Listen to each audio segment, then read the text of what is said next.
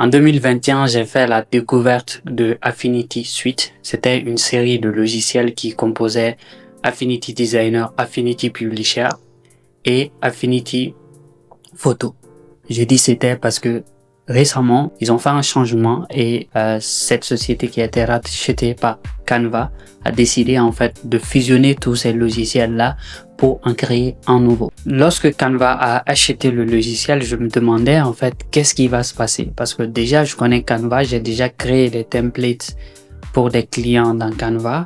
Et je sais que c'est pas vraiment un logiciel professionnel pour certains types de conception, surtout quand tu veux créer un truc en partant uniquement de zéro, c'est-à-dire ouvrir une page blanche et commencer à créer les choses par toi-même parce que Canva te donne pas cette possibilité. Ce sont des trucs qui sont préconçus que tu vas utiliser, tu vas les manipuler pour avoir ton résultat. Donc je me suis dit, mais qu'est-ce qui va se passer après? Qu'est-ce qui se passe le 30 octobre? Ils décident en fait de carrément en fait donner la main à tout le monde, c'est-à-dire tu peux juste aller, tu te lèves, tu vas sur ton navigateur Google Chrome ou Safari, tu télécharges l'application, tu l'installes et puis tu commences à l'utiliser sur Windows et sur Mac. Bon, j'avais acheté aussi la version iPad, mais pour l'instant c'est pas encore prêt. Je sais pas qu'est-ce qu'ils préparent à ce niveau aussi. Je sais pas s'ils vont faire une même fusion ou ils vont s'inspirer de Procreate que j'utilise généralement pour les croquis ou souvent pour des recherches. Donc j'attends en fait ça et je sais pas comment ça va se passer. Déjà j'ai fait en fait cette transition et je pense que vous aussi vous pouvez le faire. J'avais déjà préparé une vidéo là-dessus pour vous expliquer comment j'ai fait la transition de Affinity de Adobe à Affinity, et je pense que vous pouvez voir en fait c'est que lorsque vous voulez en fait changer, je vois qu'il y a des gens qui disent ouais je vais désinstaller comment on va dire Adobe, etc. Mais je pense que ça se fait pas du jour au lendemain parce que surtout que le logiciel, c'est en fait une combinaison de 3 logiciels maintenant. Donc, le learning curve, c'est-à-dire la courbe d'apprentissage va être un peu plus compliquée. Il faut vraiment que vous continuez à utiliser l'autre logiciel et commencer à vous former sur YouTube, par exemple. Peut-être vous pouvez vous abonner à ma chaîne YouTube ici. Je vais faire des vidéos sur cette série. Donc, ce qui va se passer, c'est que je vais vous présenter en fait le premier logiciel qui est beaucoup plus semblable à ça, qui s'appelle Affinity Publisher. Donc, je vais vous montrer en fait l'interface, pourquoi je trouve que c'est beaucoup plus proche. Puis après, je vais vous montrer aussi l'interface de Affinity Publisher, Affinity tout court. Et je vais vous montrer en fait les nouveautés que j'ai remarquées et les problèmes aussi que j'ai rencontrés parce que quand j'ai testé, j'ai vu qu'il y a certaines choses qui n'allaient pas tout de suite.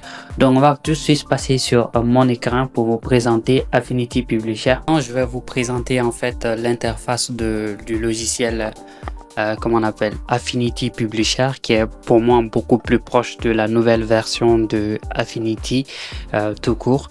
Donc, déjà, ce que vous pouvez voir, ça c'est l'interface. Alors, personnellement, je l'ai personnaliser un peu pour qu'il corresponde à ce que je veux parce que c'est comme ça que vous pouvez en fait vraiment utiliser un logiciel. C'est vraiment d'avoir cette possibilité de le personnaliser à votre guise.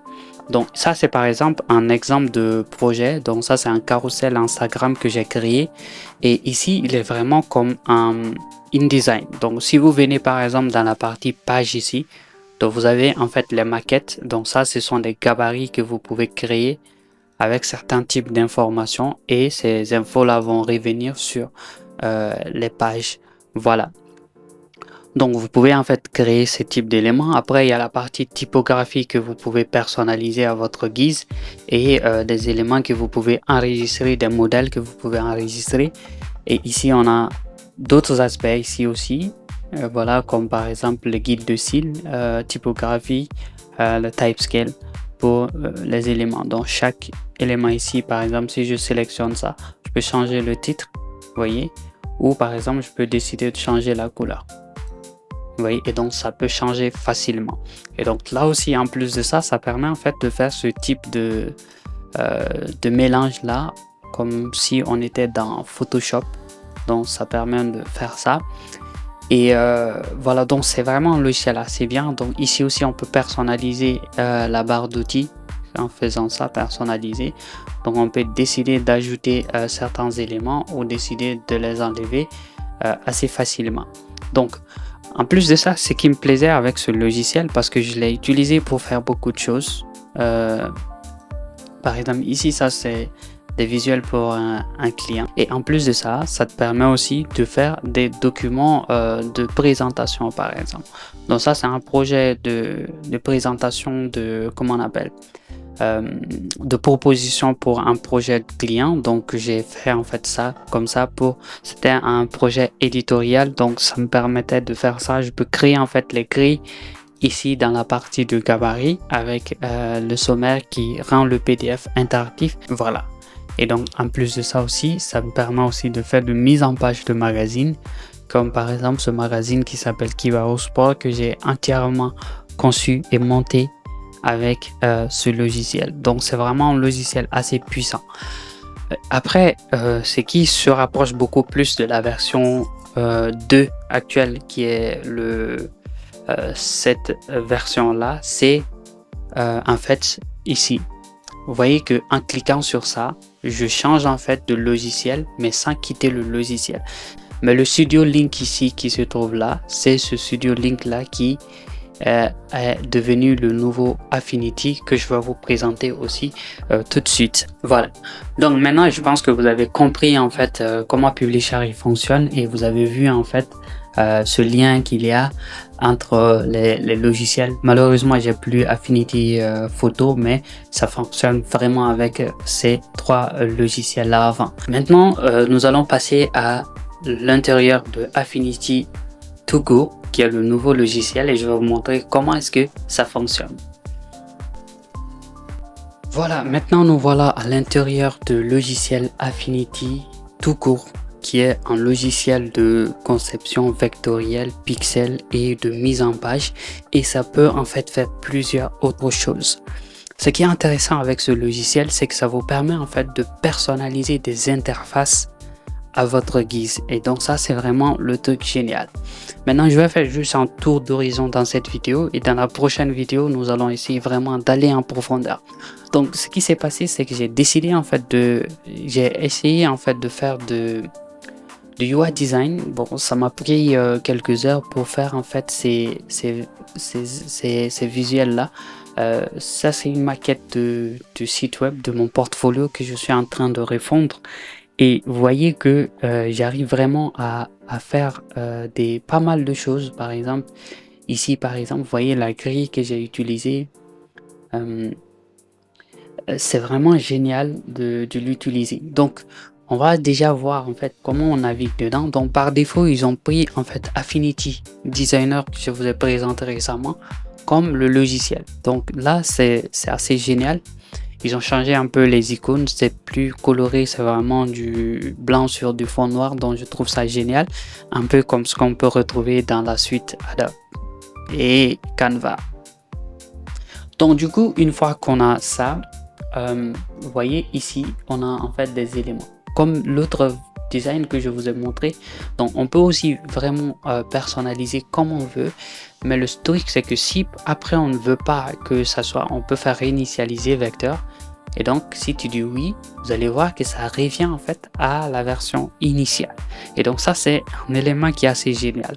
Par contre, ce qui me plaît beaucoup, c'est vraiment l'option de naviguer entre les éléments, qui est maintenant beaucoup plus fluide que l'ancienne version, et surtout il y a plusieurs modèles qui sont créés, par exemple comme la partie de typographie ici.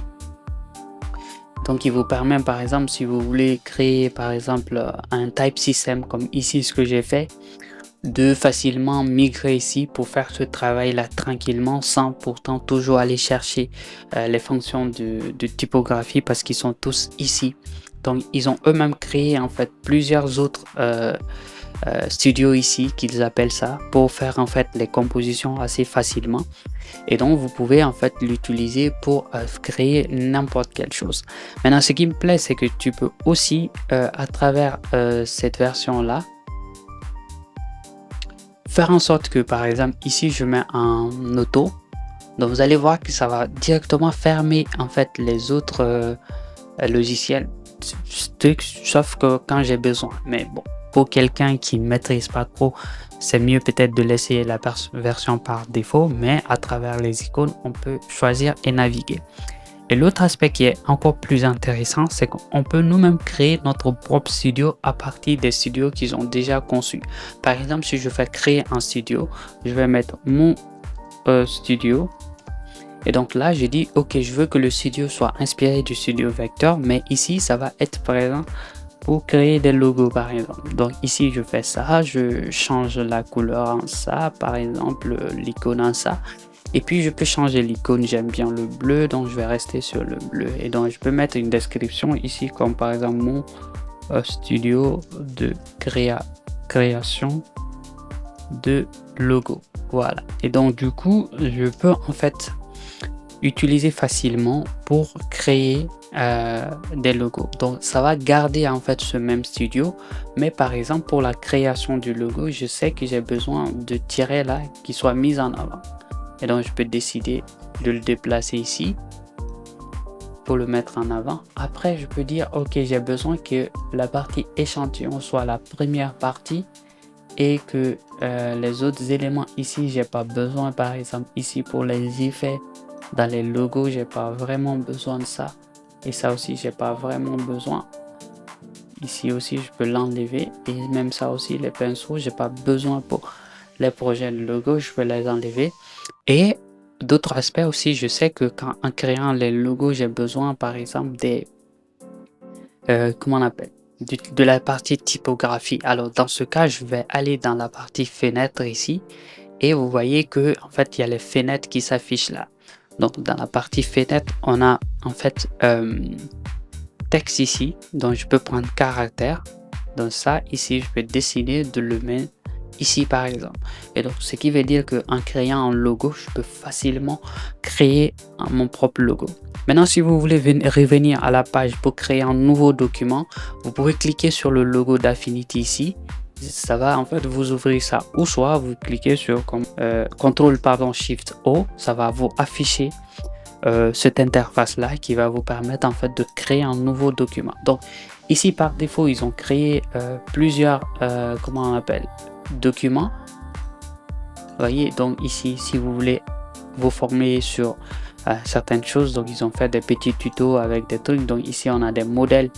Alors ces modèles là sont des modèles qui sont dans Affinity Store, mais vous pouvez en fait importer vos propres modèles. Par exemple, comme moi j'ai en fait déjà des modèles dans mon logiciel ici qui est dans Dropbox, que j'ai appelé Megabari. Donc je fais ça, je fais choisir, donc automatiquement ça peut en fait me donner en fait des modèles que je peux utiliser, par exemple des templates qui existent déjà que je peux utiliser pour en fonction des besoins. Par exemple ici, ça c'est un template que j'ai créé pour les couvertures des réseaux sociaux, donc je peux facilement venir ici et puis voilà, les dimensions sont déjà réglées, je peux faire tout avec ça.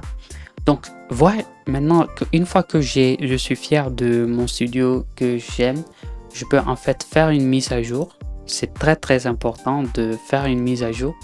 Ici vous allez mettre à jour le studio logo. Donc là comme ça va montrer que le studio a été mis à jour. Si vous ne faites pas ça, les modifications que vous allez effectuer sur votre nouveau studio ne sera pas du tout enregistré. Et l'autre aspect qui est très important, vous pouvez voir quand je zoome sur le texte, vous voyez que c'est pixelisé alors que c'est du vrai texte ici. Alors là c'est quoi? C'est parce qu'ils ont fait en sorte que l'on puisse naviguer entre un studio vectoriel et pixelisé, matriciel et pixel, vraiment sans changer de studio aussi. Donc je trouve que cet aspect aussi est très intéressant.